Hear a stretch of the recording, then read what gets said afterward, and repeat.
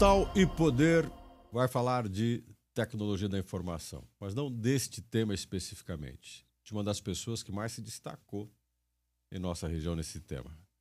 Wilson Rezende, que é empresário, está à frente da DB1, empresa que ficou famosa nacionalmente, também com braço internacional. Wilson Rezende tem uma história como liderança e empresário de ser um destaque no meio.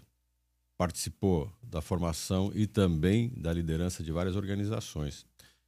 Mas quem é a pessoa por trás disso? Wilson Rezende, obrigado por aceitar o nosso convite no Capital e Poder. Gilson, para mim, como sempre, é uma honra estar aqui conversando com você, né? É sempre um prazer estar batendo um papo com você e tem sido sempre enriquecedor para mim também. Então, vamos lá, estou aqui à sua disposição. A primeira pergunta é quem está nos assistindo, fala, Wilson Rezende, quem é a pessoa por trás de um empresário num setor que muita gente hoje precisa e se sente atraído? Bom, Wilson Rezende é um ser humano como outro qualquer, né? Tive uma infância muito difícil, meus pais, né? Sou do interior do Paraná. Você é da onde, Wilson? Eu sou de Marabá, que é um distrito de Torneiras do Oeste. E você mais precisa um pouco. Fica próximo de Cianorte, né? E a 130, 150 quilômetros de Maringá. Então, Marabá, Torneiras do Oeste, Cianorte. Cianorte, por ali naquela região, né? Então, meus pais do sítio, né? Meus avós do sítio. E com a geada de 75 houve um processo de migração, né? Não, a minha história não é muito diferente dessa, eu nasci em 72. Aquela geada do café, que matou toda a plantação, todo mundo produzia café. Isso, e meu pai muito arrojado, eu diria, para a época, né? Pegou a malinha e foi para São Paulo sem conhecer nada. E aí eu fiquei lá até os 11 anos de idade. Deu errado também algumas coisas, ele conseguiu uma profissão lá, mas não deu muito certo. Voltei para a roça, né? Para Santo Tomé, que também é perto de Cianorte, né? E com 11 anos de idade, 10 para 11 anos de idade, voltei para o sítio. Trabalhei na roça até os 16 anos de idade, né? Quando eu vim para Maringá, com 16 anos de idade. Para estudar? Para estudar, eu acho que isso era uma visão já que minha mãe e meus pais tinham, para estar mais próximo dos estudos, né? E para trabalhar também. Aí eu progredi, né? Saí da enxada para o martelo, fui para construção civil. Sério? Né? Trabalhou na construção civil? Isso, fui carpinteiro. Profissão que eu aprendi com meu pai e trabalhei com ele, né, em obras aí, colocando portas, a parte de forro, assoalhos de madeira, tudo que era madeira, acabamento de madeira, eu trabalhei com meu pai, que foi uma época assim, tanto da roça quanto dessa época, uma época muito difícil, mas ao mesmo tempo muito rica e que eu aproveitei até hoje em tudo que eu faço, né? Você aproveita, quer dizer, da enxada, martelo, vou brincar, simbolizar, para o computador. Sim. Qual é o grande proveito? Eu achei legal o que você falou. Cara, eu vou fazer algumas pequenas histórias que daí fica fácil de fazer as conexões, né?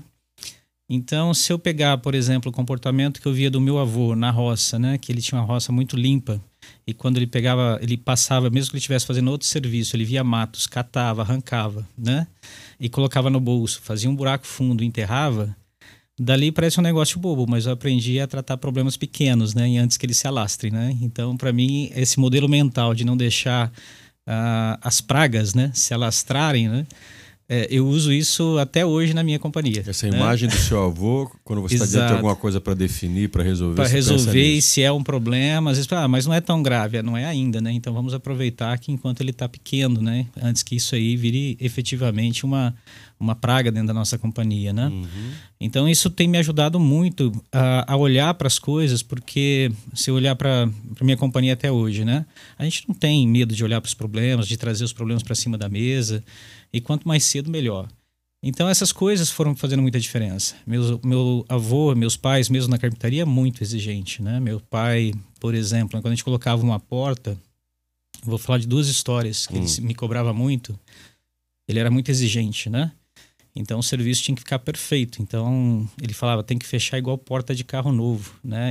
E a porta tinha que ser 4 milímetros tudo em volta, não podia chacoalhar, as dobradiças, né, que abre e fecha a porta, tem que passar o dedo, não pode caber uma unha, tem que ser quase que tivesse nascido na madeira, né? Tamanha perfeição e exigência que ele tinha. E eu trouxe isso para os meus negócios também, né? A DB1 é uma empresa muito exigente, que busca qualidade, que busca perfeição. E não importa se o trabalho anterior ou o que depende da gente está bem ou mal feito. A hora que a gente colocar a mão, a gente vai deixar o resultado bem feito, né? A exemplo de um pedreiro que eventualmente pode ter colocado um batente onde a porta fecha ali, né, torto, né? Nós vamos resolver, mesmo que o problema não seja nosso. Só que tem uma coisa, você falou da DB1, parece que a DB1 que depois vai ser o resultado, ou tem, né, da sua história, o final dessa sua trajetória. Sim. Com a enxada, com o martelo. Eu achei muito legal a colocação que você fez do seu avô, muito bacana do seu pai, a perfeição. Agora, você foi um cara que estava na construção civil, né? E a maior parte das pessoas que estão na construção civil, você fala assim, ele vai ser um dia um líder de uma empresa de tecnologia da informação. Duvido, você não é uma coisa que as pessoas consideram que aconteça, né? E você não tem cara de ser super-homem para ter conseguido isso. Como é que saiu do martelo para a DB1? Bom, primeiro, antes do martelo para a DB1, eu fui funcionário, né? Eu trabalhei numa empresa de Curitiba. Mas você vai a trajetória entre o martelo e a empresa de Curitiba, porque você fez faculdade? Fiz faculdade, exatamente. Então deixa eu contar um pouquinho, deixa eu dar uma volta aqui, porque eu vou voltar um pouquinho no sítio e chego rapidamente aqui. Sabe aqueles caras, antigamente eles iam nas escolas e sorteavam bolsas de estudo, né, de programação, e eu ganhei uma bolsa dessa, e eu tinha 14 anos, ainda na roça. E eu lembro que eu chorei pro meu pai comprar o material, né? Mas eu sabia que o material era o preço do curso, né? Mas programar aquela máquina, né? E meu pai, eu agradeço ele até hoje, ele conseguiu com muito esforço pagar aquele curso para mim.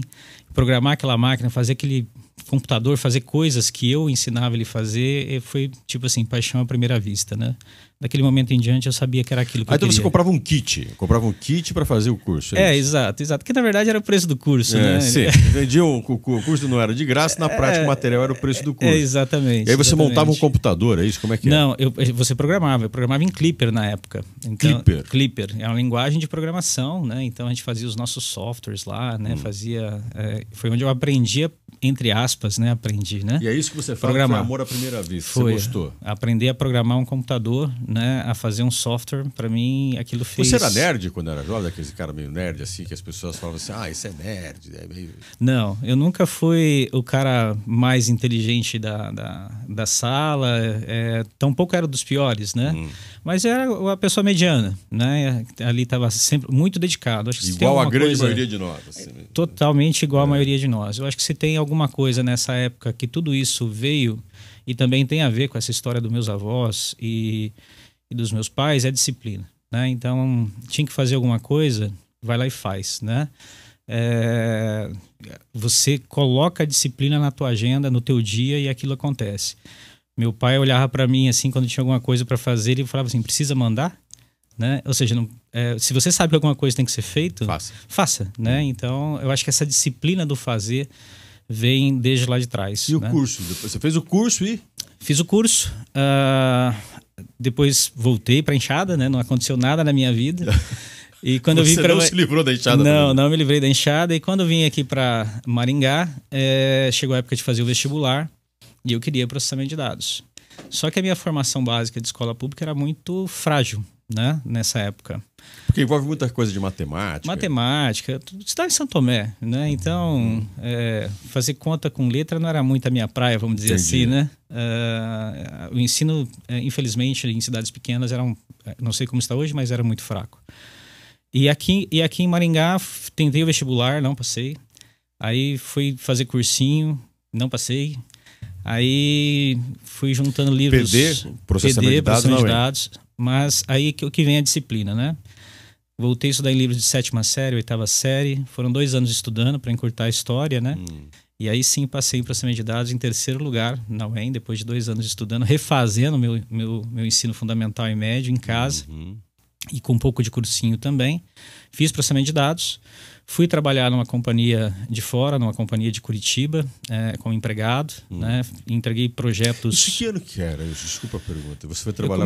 Eu comecei em 94, 95 a trabalhar nessa empresa. Isso. E fui trabalhando nessa empresa até 2000, 2002. Entre 2000 e 2002 foi uma fase transitória. Que com certeza era uma empresa dessas assim... badalados, porque eram as empresas de tecnologia. Sim, e era região. Uma coisa rara ainda. Isso, na região era uma empresa ainda bem reconhecida, estava expandindo com projetos aqui na região.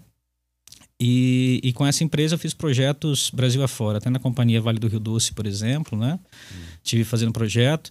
Comecei como programador, né? Fui o programalista, que você fazia tudo antigamente, né? Você não tinha várias funções. Era, né? Programalista.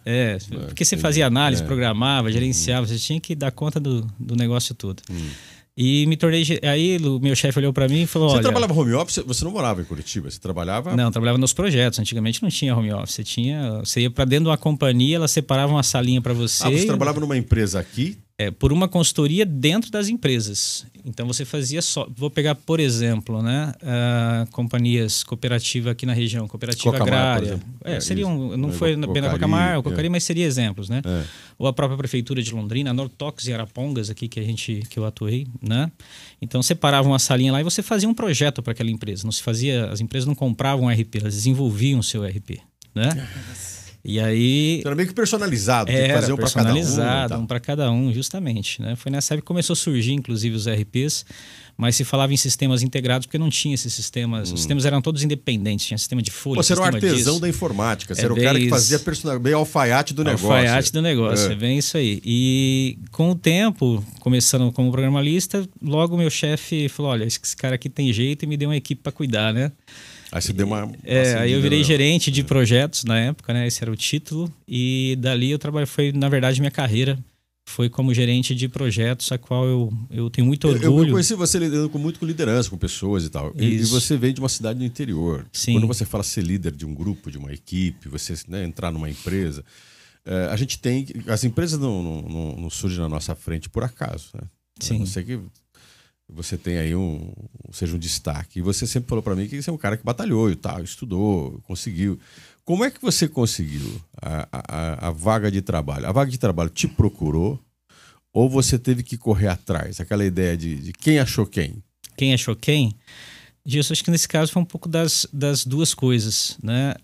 Eu, obviamente, depois que eu passei na faculdade, eu conversei com meu pai e falei, não, acho que a construção civil acabou e fui começando a trabalhar para procurar um emprego, né? Então foi iniciativa tua, eu quero procurar um emprego e tal. E eu queria trabalhar qualquer coisa que tivesse a ver com o computador. Eu não ia escolher no primeiro momento. Pô, naquela época era difícil, quase não tinha. Então, para chegar nessa consultoria, aqui em Maringá, eu lembro que eu fui trabalhar de vendedor de software, vendedor de rua mesmo, com malinha, e fui...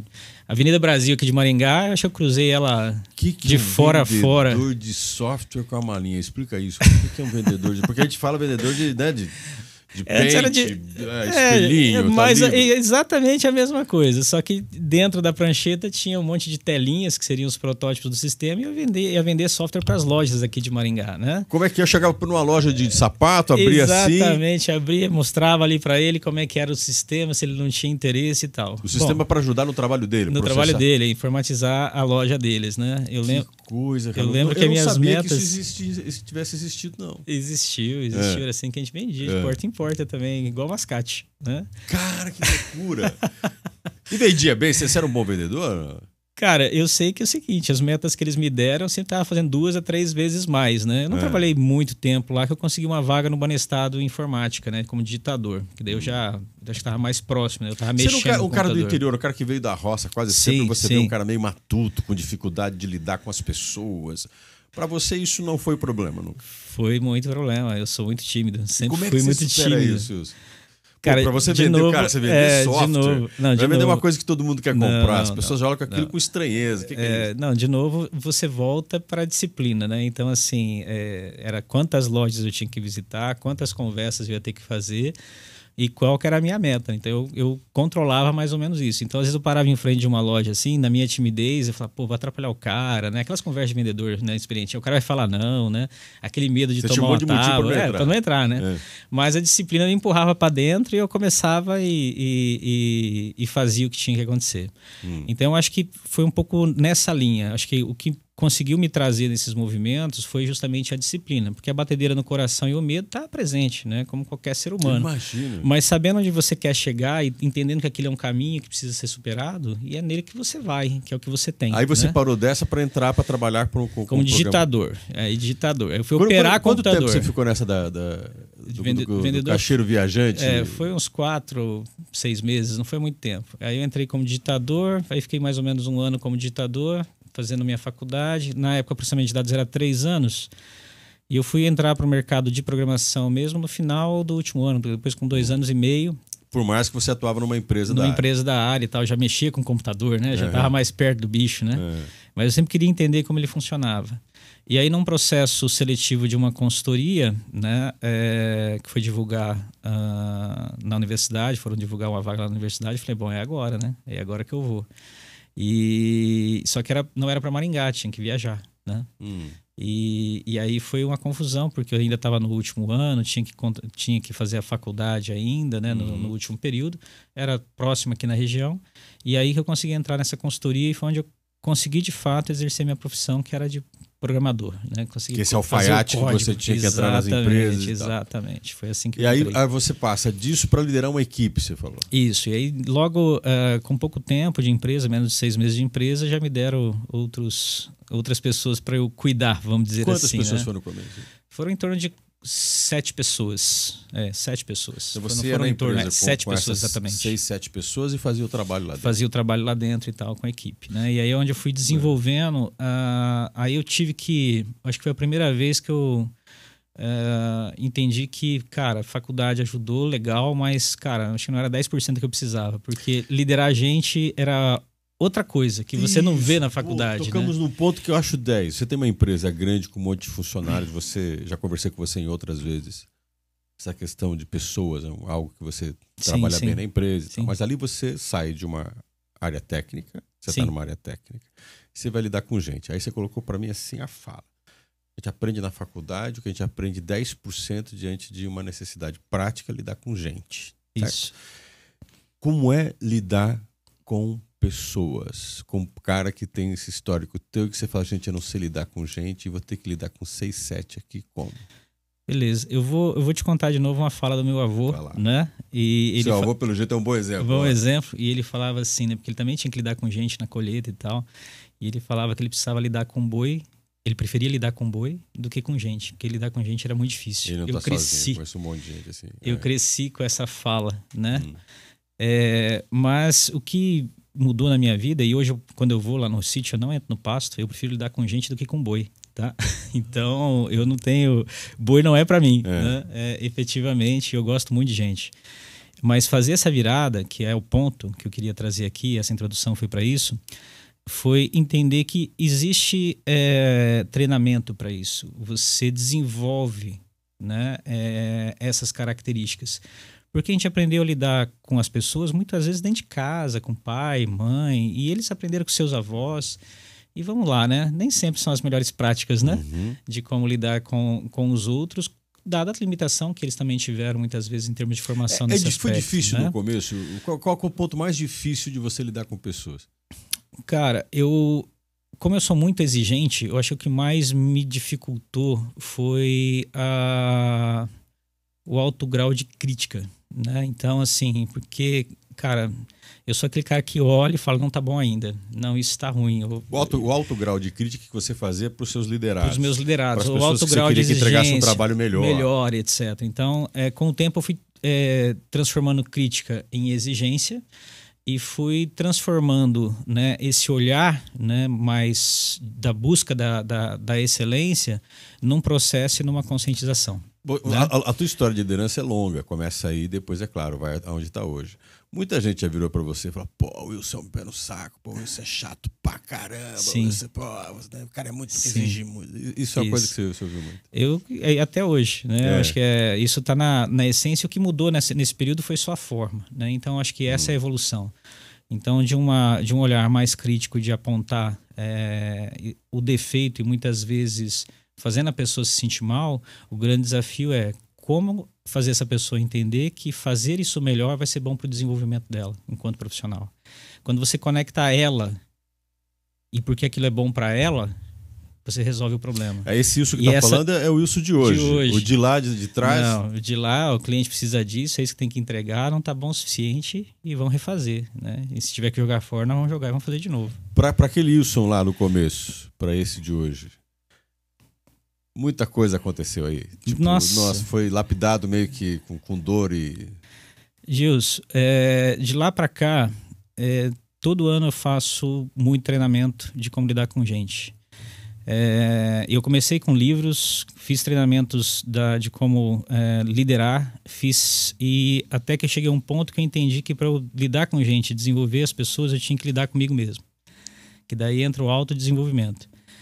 E para você ver como é isso, esse ano eu já fiz 150 horas de treinamento, de autodesenvolvimento.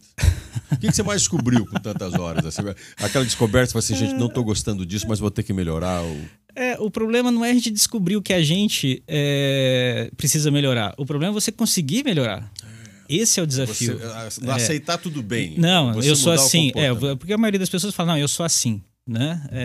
Eu nasci assim, esse é meu jeito e as pessoas têm que me aceitar. Não, cara, a gente vive num mundo social, né? Se você quer realmente fazer a diferença nesse mundo, você tem que se entender muito bem e entender como que você se conecta com as pessoas de uma forma positiva, né? Então, toda vez que eu acesso algum conhecimento nessa área, eu vou atrás, busco e aprofundo. E quanto mais eu me aprofundo, mais eu descubro que eu não sei. Então, nessa jornada de lá para cá, o Wilson ainda é uma pessoa em treinamento. Eu acho Mas que é você isso que eu teve que poderia admitir, pelo jeito você teve que desenvolver o seguinte perfil. Eu sou uma pessoa que preciso melhorar sempre. Eu não sei tudo. Não, eu não sou o senhor de tudo. Não. Eu sou uma pessoa limitada, Gilson, como outra qualquer. Quando eu comecei a DB1, eu arrumei 2 sócios, né? Um deles muito inteligente, né? Vou citar o nome dele aqui, o Alexandre Donai, conta essa história para todo mundo. E eu trouxe ele como sócio porque ele era extraordinário. Sabe aquela pessoa que você coloca um serviço para fazer? Na nossa área ele fazia... Você tinha uma admiração por ele. Ele fazia em 20% do tempo do que outra pessoa, né? Só que eu também dou ele como exemplo, né? Para o que eu faço hoje eu consigo desempenhar, né, muito bem e acho que até melhor que ele, né? Mas porque eu treinei muito esses anos todos, né? Então acho que o que eu percebi lá atrás foi justamente qual que é a minha limitação e fui atrás de resolver cada uma delas ao longo do tempo, né? Então acho que essa jornada de você vir evoluindo, não se admitir ou não se aceitar assim e saber que você pode evoluir como pessoa, foi o que fez a diferença, eu acho que para mim. E, obviamente, né, naturalmente, para minha companhia, né? Vamos lá, vamos voltar um pouco à sua trajetória, porque tem algumas coisas que eu queria explorar desse Fique seu à vontade. perfil. Você falou que foi trabalhar numa empresa com sede em Curitiba, você era o alfaiate da informática, de repente você teve um grupo de pessoas que começou a trabalhar sob a sua liderança. Sim. Isso teve um tempo, calculo que você se desenvolveu nesse sentido. Aí, mas você resolveu ser empresário. Você saltou direto para ser empresário? Você passou por outras empresas também como Não, colaborador? Aí dessa consultoria aconteceu uma história que eu estava para sair dessa consultoria. Eu ia trabalhar numa consultoria que prestava serviço na época para a Global Telecom. E você prestava serviço um tempo, depois você era incorporado como... a privatização das privatização e tal. Então, em tese, era para eu estar trabalhando numa companhia como Vivo. Entendi. Hoje. Tá certo? Então, a minha carreira como gerente de projeto e eu estava sendo contratado como gerente de projeto. Então, eu ia seguir uma carreira executiva. Né? Então, acho que esse era o meu destino natural. Tudo indicava que você ia seguir esse caminho. Isso, é uma carreira executiva. Né? Eu não sou daquelas pessoas que acreditam o cara nasceu para empreender e tal. Mas, para mim, apareceu a oportunidade. Tem gente que acha isso, né? Que ser empreendedor é um negócio que meio iluminado. Não, não tem negócio, não. Não, eu não acredito nisso, não. Eu acho que é a junção de oportunidade com preparo e com disciplina. Né? Então, a hora que você junta essas 3 coisas, às vezes tem gente que não tem a oportunidade durante a vida, infelizmente, e acaba trabalhando como executivo. Mas tem gente que também não quer. Tem gente que também não quer, tem isso também. Eu acho que tem de tudo. Mas voltando, então, com um projeto que eu ia fazer, meu chefe fez uma venda, né, de um projeto, bem nessa transição, e eu não estava sabendo disso, e ele me colocou no projeto, ou seja, o cliente tinha contratado desde que eu fosse para esse projeto. E na época eu conversei com o meu chefe, falei, bom, beleza, eu vou. Pô, você é um cara legal, eu já tinha gente que queria você no projeto. Eu entregava. Seu chefe vendeu cara, você. Eu era daquele gerente de projeto que entregava. Então, na hora que eu dava um prazo, eu entregava. Entendi. Né? E os clientes... gostavam disso, de gostavam, certa forma. Né? Porque eu era muito disciplinado, inclusive em relação ao próprio cliente. Né? Então, o meu grau de exigência era alto com o time, mas também era alto com o cliente. Certo. O cliente tinha que fazer o que ele tinha que fazer. Né? O que é pior para lidar? Os seus liderados ou o cliente? Cara, eu acho que é diferente. Claro, estou falando de hoje, mas naquela época também. Né? Eu acho que é diferente. Eu acho que eu tinha mais dificuldade no começo, naquela época eu tinha mais dificuldade de lidar com a minha própria equipe. Eu acho que isso é o meu pessoal mesmo, né? E nessa nessa jornada que eu fui fazer com o meu chefe, eu combinei com ele que depois, no último ano, eu trabalharia somente metade da semana no projeto. No final do projeto, depois que tivesse implantado, né? Na fase de manutenção e transição, eu iria tentar começar um negócio. Então foi assim que aconteceu, entendendo também que, e por que dessa visão, é que eu entendi que aqui na região nossa não tinha alfaiates, né? Só tinha outras empresas. Você trabalhava para outros que... Eu trabalhava... os caras vinham de avião, vinham de terno aqui na nossa região para vender projeto, entendeu? Então eu coloquei um terno aqui e fui vender projeto aqui também, entendeu? Se a diferença é o terno, vou vender. Então. Vou vender com terno. Então a visão foi essa, né? E felizmente eu consegui alguns projetos e essa minha reputação enquanto executivo, trabalhando para essa outra empresa, me ajudou muito, porque era a referência que eu tinha, né? Então você sai dela, monta a sua própria empresa, sim. Negocia o meio período e você falou que tinha sócios no começo. Sim, sim. Era você e mais dois? Mais dois sócios. Mais dois, inclusive, que você tinha muita admiração. Sim, sim. Eles existem hoje como sócios ou não? Um saiu, né, no meio do caminho. A gente acabou tendo uma situação um pouco mais de conflito ali próximo de 2006, 2007. Eu já estava mais querendo ficar com a vida mais tranquila, eu estava querendo ainda fazer muita coisa. Então a gente não estava vibrando na mesma frequência, e um continua comigo até hoje. E quando esse sócio saiu, eu oportunizei para os colaboradores da época se tornarem sócios, né? E aí um aceitou. Comprou uma parte da empresa também, que é o Cássio, que está com a gente até hoje. Então você tem uma relação de sócios fundadores. Sim. Dois, um deles acabou se afastando, se substituiu por outro sócio. Sim. E tem um deles que está com você até hoje. Os dois estão comigo até hoje. Tem colaboradores esse ano tem colaboradores fazendo 20 anos de casa. Mas do original mesmo, um saiu. Um saiu. E aí você substituiu. Sim. Pergunta, sócio. Alguns dizem que sócio é pior que parceira ou parceiro, né? Que marido ou mulher. É um casamento conflitante, porque você está lidando literalmente com o negócio, com o empreendimento e tal. É difícil gestar uma empresa e um projeto com sócios? Qual é o papel do sócio na sua vida, para resumir? Eu diria que, para minha vida, eu acho que tem sido mais bênção do que peso, tá? É difícil. Tem suas dificuldades, porque nós estamos falando de pessoas também, né? É uma relação de longo prazo. Só que eu acho que, desde o início, eu acho que foi legal foi importante ter saído com um sócio que não estava olhando para o mesmo projeto, porque, vou falar no nosso caso, nós estamos falando de construir uma empresa para durar gerações, não estamos falando de fazer uma empresa para vender e para a gente ficar rico. Olha que doido, né? E achar uns caras que estão querendo fazer isso e entende isso foi muito legal. Então, o que eu faço, na verdade, para fazer a gestão disso? Primeiro, a gente anda extremamente alinhado, então a gente não discute na frente de um colaborador, a gente não diverge. Em relação, a gente pode divergir no como, né? Mas aonde a gente tem que chegar, que a gente já combinou antes. Vocês conversam sempre? Sempre. Uma vez por ano, 2 vezes por ano, eu tiro meus sócios da empresa e a gente fica isolado, né? 2 a 3 dias só conversando sobre o que está certo e está errado e para onde nós vamos. Então, assim, é muito trabalho de alinhamento. E como o objetivo final é o mesmo desde o início e todo ano a gente faz muito alinhamento e muita conversa, e aí entra um pouco de mim também, né? Nessa história aí de a gente sempre, enquanto pessoa, procurar estar sempre numa posição mais humilde. Eu tenho 55% da empresa, mas eu não faço nada se não for por consenso. Conversar com eles. Tem que ser consenso. Se meu sócio que tem 10% falar não, ele deve estar vendo alguma coisa que a gente tem que entender. Nessa trajetória sua de montar a empresa, você montou logo a DB1 ou teve alguma empresa no caminho? Não, foi a DB1. Foi a DB1. Tinha outro nome no começo, era Seta Soluções, era o nome mais chique. Né? Mas, Seta Soluções. Isso, mas era a DB1 já, o mesmo CNPJ. Nome bem de estilo dos anos 2000, Seta Soluções. Aí quando você montou a empresa, a passagem de trabalhar para alguém e trabalhar para você mesmo envolve muitas coisas, né? Sim. Risco, principalmente. Muitos. Risco. Encara risco para você? Cara, foi risco desde o começo. Eu montei a DB1 em 2000, meu filho nasceu em 2000.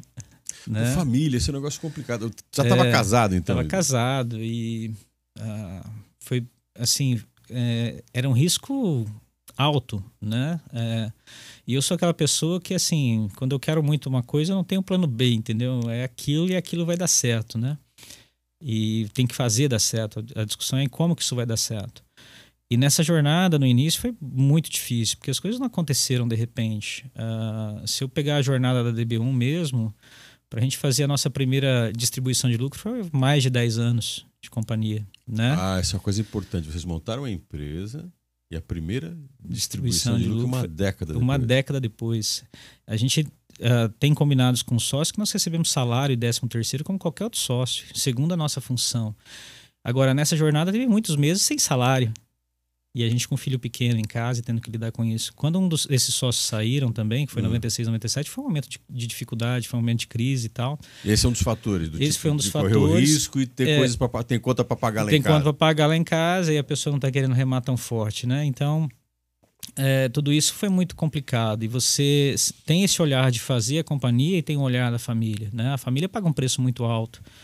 Nesse início de jornada, pelo menos a minha pagou. Essa é uma coisa importante. Qual o preço mais alto que a sua família pagou? Porque tudo bem, a gente pensa, pô, né, constituir família, mas montar uma empresa, de vez em quando tem escolhas. Calculo que um trabalho às vezes extensivo, você tem que se dedicar o tempo todo para o trabalho, tomar decisões focadas mais no trabalho do que na família. Isso te custou alguns perrengues, como a gente fala? Isso tem que gerenciar, e como é que se gerencia isso? Eu acho que para mim e para minha família, eu vou usar uma palavra bem forte.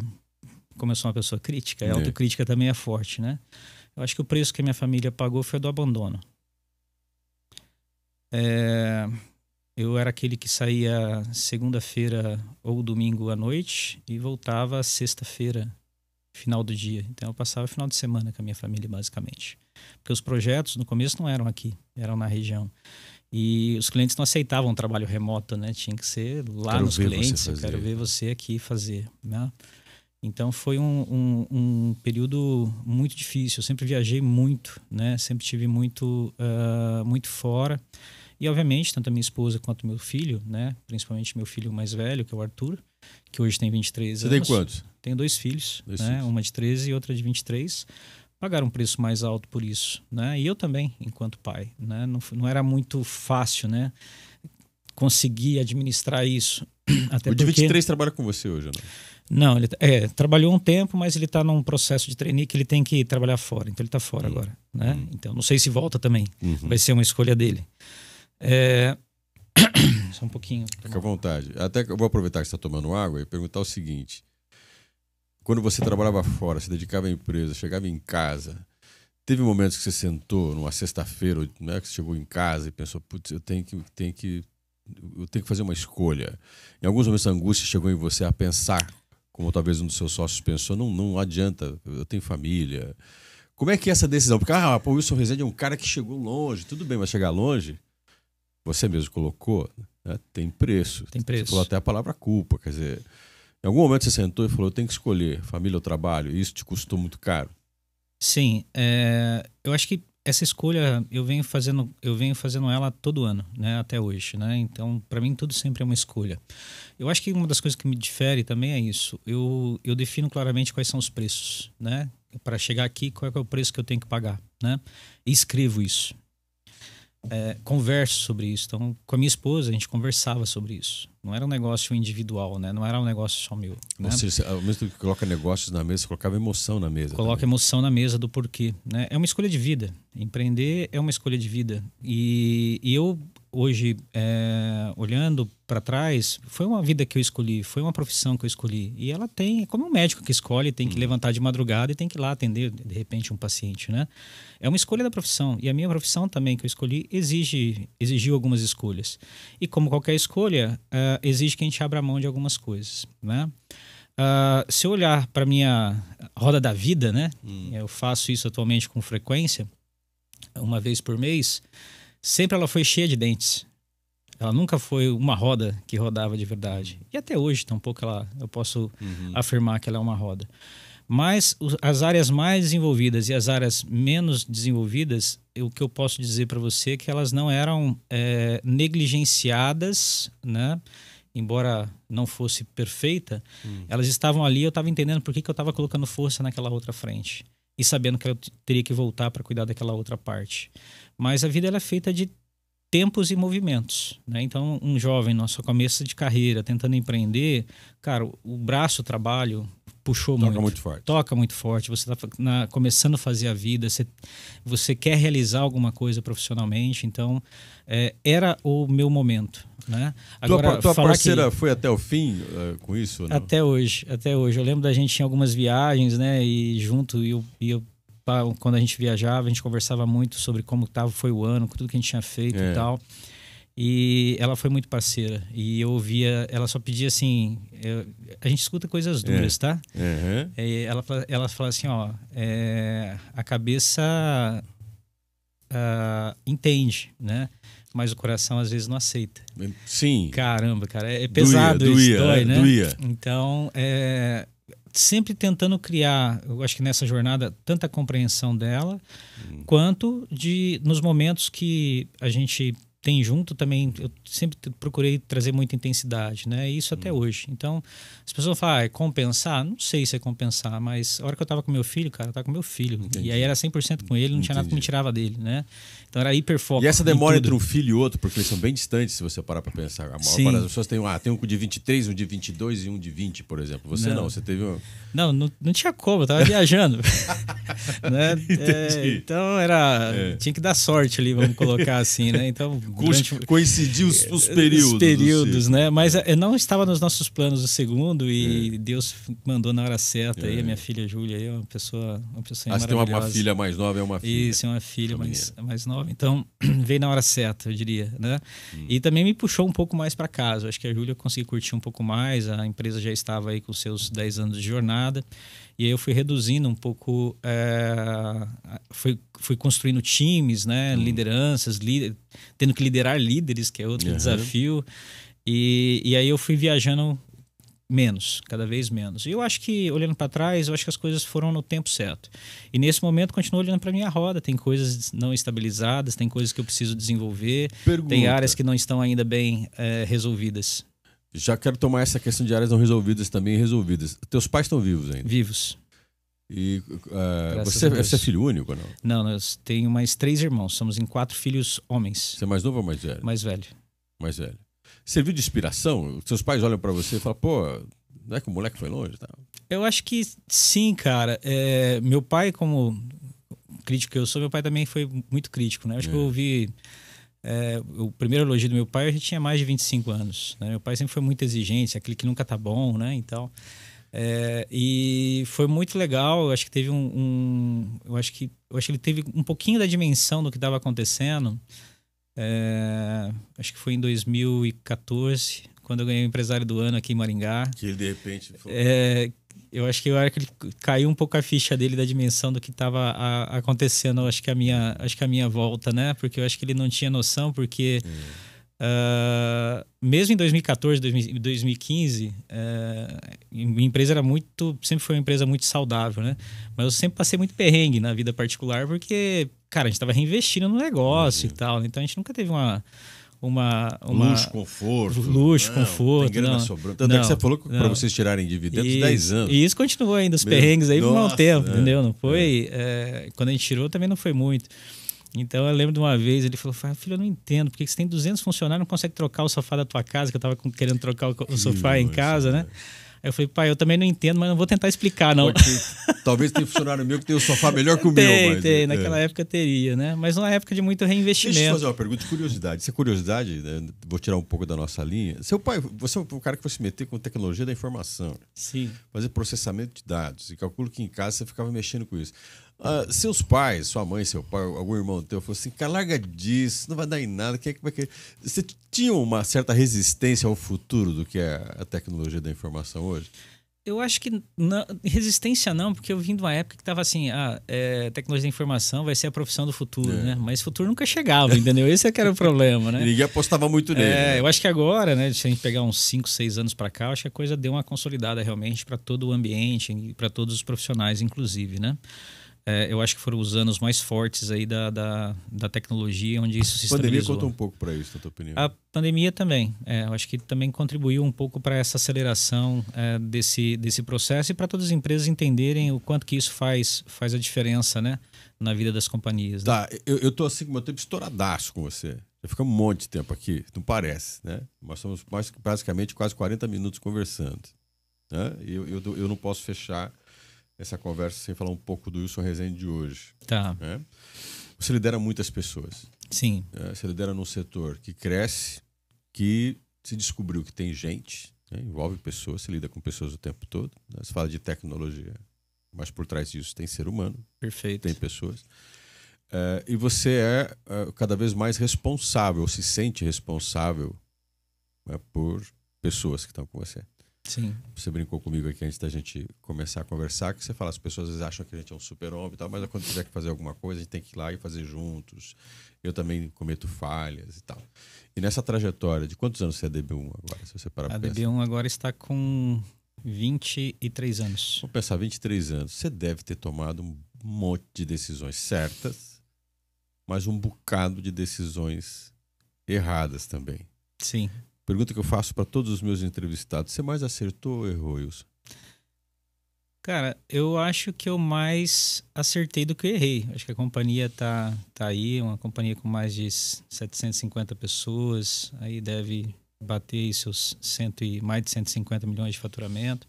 Para uma companhia do interior, eu acho que tem bastante acerto. Mas fiz muita cagada também. Né? Tanta coisa que você nessa falou assim, jornada. gente, se eu pudesse voltar atrás, eu nunca teria feito. Nossa, mas não é coisas, é muitas coisas, né? Porque assim, no começo, quando a gente está mais jovem, é muita energia, né? E a gente fica fazendo as coisas com muita força. O machado não está afiado o suficiente ainda, né? Você bate pesado. Você bate muito pesado. Então, eu acho que a gente poderia, enquanto companhia, né? Tá até mais longe, né? Se a gente tivesse sido um pouco mais assertivo no começo, a gente não sabia escalar produto, a gente não tinha... tinha uma visão de mercado muito regional, né? Isso atrasou a gente durante, acho que, muitos anos. Fizemos bons produtos, chegamos a fazer um RP e não escalamos ele. E agora descontinuei, o ano passado eu descontinuei esse produto.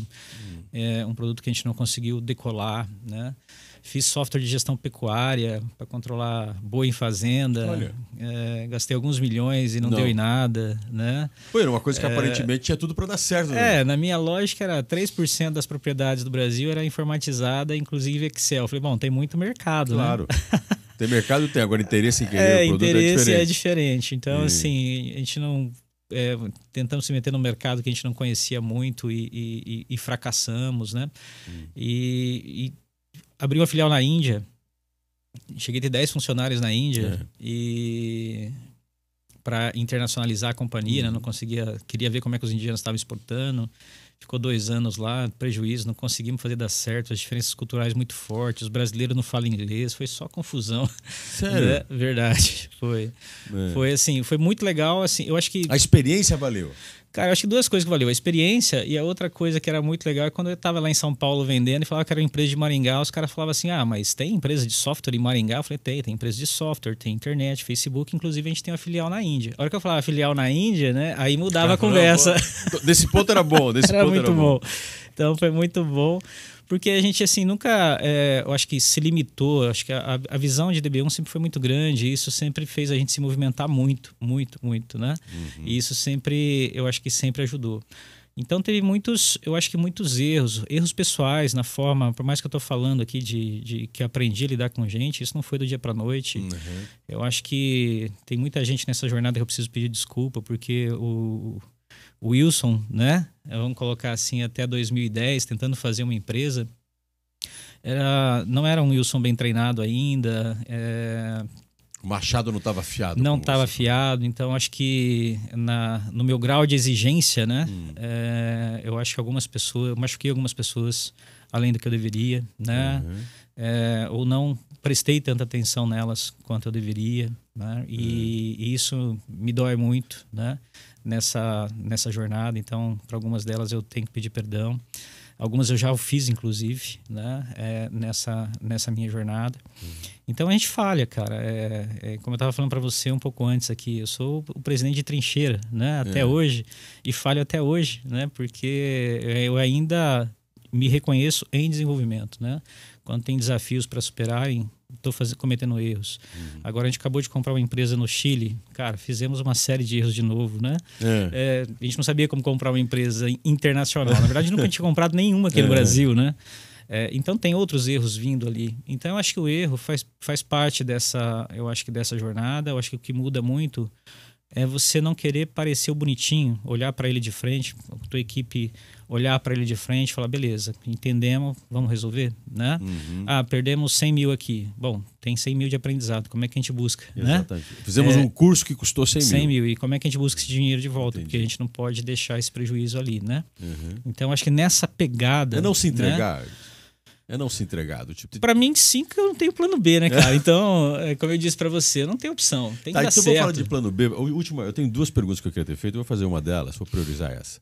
Você tem um filho de 23 anos, tua filhinha tem 13, são 10 anos de diferença. Ela ainda é muito jovem, né? Mas ele com 23 anos. E você é um cara que pensa, o DB1 deve sobreviver. Mais que você? Sim. Quem vai ficar com a obra que você ajudou a construir? Você pensa nisso? O futuro de uma empresa vai além do fundador? No caso da DB1, como eu disse no começo, isso está escrito, está declarado, né, no nosso manifesto, é uma empresa para durar gerações, né? É uma empresa que vai ficar aí para Maringá, né, e região, e para o Brasil, para o mundo, mesmo depois de mim. Esse é o plano, né? Dessa companhia, porque a gente entende que ela está impactando a vida de muita gente, de forma bastante positiva, e a gente acha que mal começou a ser tudo aquilo que a gente planejou que ela fosse.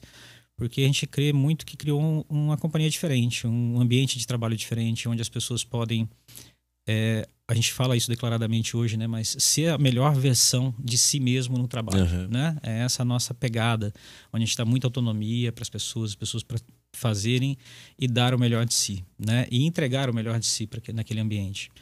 E isso tem feito muita diferença na vida dessas pessoas e tem feito muita diferença na vida da DB1. Então a gente entende que essa máquina que a gente criou, tanto para as pessoas quanto para aquilo que entrega para os clientes, porque para a gente do lado do cliente também não é um CNPJ, é uma pessoa. Né? Essas conexões de pessoas que a gente conseguiu fazer e como a gente lida com isso dentro da nossa cultura tem feito muita diferença. Isso posto... obviamente a gente quer que isso dure gerações e uma coisa é certa, espero que o meu filho provavelmente vai ser herdeiro, né? Ele pode até ser sucessor, mas aí vai ser uma legal. escolha... Herdeiro é uma coisa, sucessor outra. Herdeiro já é agora. Já sucessor... então a sucessor é outra coisa. A companhia, em tese, nós já preparamos todos os estatutos, todos os acordos de acionistas para que e até hoje ela nunca foi nem vai ser empresa de dono, né? E tampouco deles serão, né? Vai ser mais uma empresa executiva. É isso que a gente está trabalhando. E meu filho, pode falar. E meu filho, o que a gente faz com os filhos, né? Com os herdeiros? Eles passam por um job rotation, eles têm que passar em todas as áreas para entender.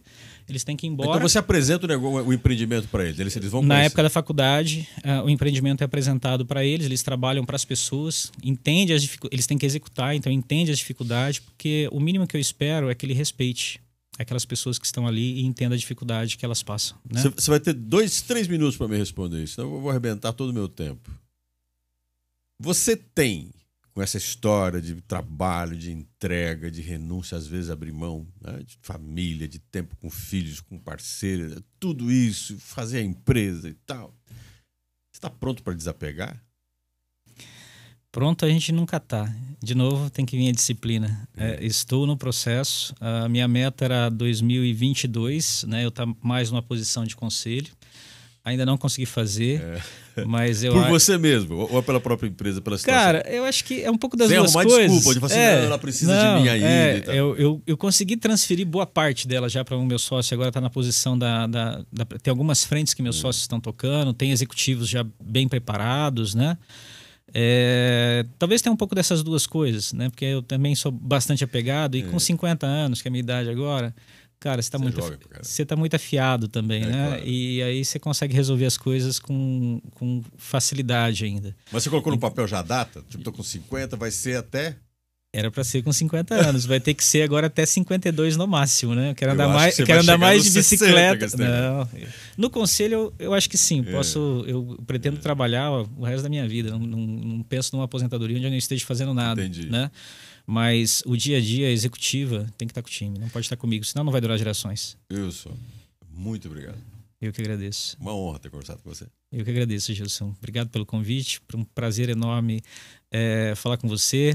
Abri muita coisa aqui hoje que talvez eu nunca tivesse conversado com ninguém na minha infância. Nós passamos de 40 minutos conversando. Legal, muito bom. Foi muito rápido. Obrigado pelo convite. O tempo mostra pela velocidade, a gente nem saber que ou pensar que está com 40 minutos, a importância da pessoa.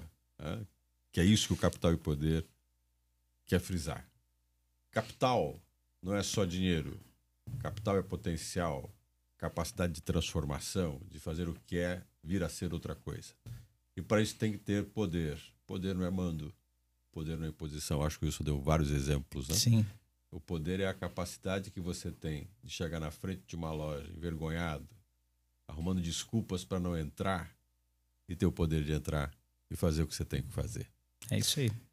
Muito obrigado, Wilson Rezende. Até o nosso próximo encontro no Capital e Poder. Tchau, obrigado pelo convite.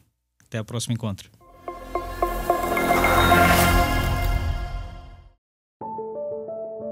Entendemos que questionar é o primeiro passo para transformar o mundo.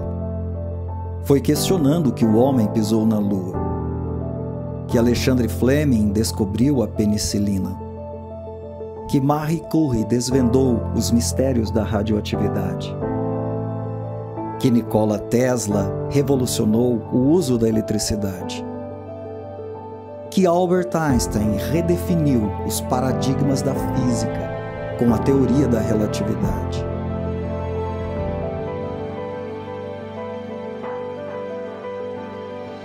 E o que nós temos em comum com essas pessoas? Nós também questionamos. Por que não? Será que faz sentido? Como dá para fazer? Nós somos guiados pela luz do inconformismo, com vontade de fazer diferente, de fazer parte da construção do futuro, e com um pensamento além do nosso tempo, impactamos a vida das pessoas por gerações.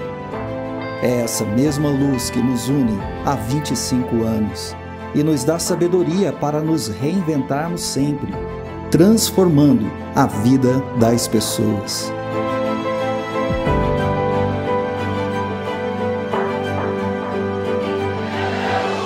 DB1, há 25 anos, conectando pessoas e propósitos para transformar realidades.